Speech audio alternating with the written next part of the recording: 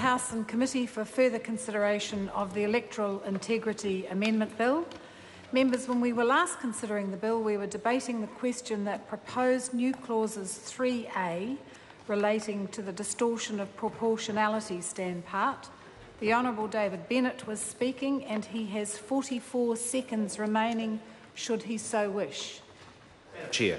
I call the Honourable Dr Nick Smith. Madam Chair, one of the critical definitions in this bill enabling a leader to dismiss a Member of Parliament is that they act. Well, if the member just interjected, would simply take a call. Well, here's a test for him. The leader of the Green Party says that it's true. 21 academics says it is true. We have the Clerk of the House says it's true. We have the Legislation Advisory Committee says it's true.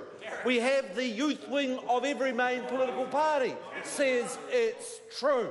So unless you're prepared to take a call and to argue that case, the Parliament can reasonably conclude this bill provides the power for a leader of a party to dismiss a MP. And here's the key, Madam Chair, on this amendment. It says that a Member of Parliament will be dismissed if they act in a way that is distorted proportionality.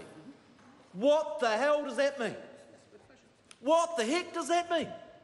So if a Member of Parliament puts a press release out and says that actually I've got a slightly different view to the leader, does that mean acting in a way that distorts the proportionality of Parliament? If I phone the whips and I say to our great whip, hey, I've got a concern about that bill, I'm not sure I want to vote, is that acting in a way that distorts the proportionality of Parliament? And why I'm worried about this, Madam Chair, is in those awful authoritarian states that have laws of this sort, the House would be appalled to know under what circumstances Members of Parliament have been dismissed. There's been examples in Zimbabwe where a Member of Parliament accused Mr Mugabe of corruption, and he was sacked under a provision that said this, kicked out of the Parliament. Do we think that is just? Does the member of the Green Party think that is just? And then we look at a country like Pakistan. In Pakistan, we had a Member of Parliament, you know what he did? He called a press conference without the permission of his leader. Oh, no. And he was dismissed. And so I would like to know from the Minister and the Chair, would a Member of Parliament who had a press conference and against the directions of the leader, would that meet the definition of acting in a way that has distorted the proportionality of Parliament at the last election? Let's make it practical. Marilyn Waring, 1984, has a different view to the National Party leader of the time on the issue of nuclear ships. She expressed it and she said she was going to vote for a Labour bill banning nuclear ships. Would that meet the definition of acting in a way that distorts the proportionality of Parliament? What about Jim Anderton in 1989, when he stood up against Rogernomics? Would that meet the definition of what this government is wanting to do and to act in such a way that distorts the proportionality of Parliament? What about, let's take a more recent one. Let's take the example of Tariana Turia on the foreshore and seabed. Would her expression views of that sort, and I'd love one of the Maori members of the government to tell me, would Tariana Turia expressing a view of opposition to the government's position in respect to the foreshore and seabed meet the legal test of being fired, that is, acting in a way that has distorted the proportionality of Parliament?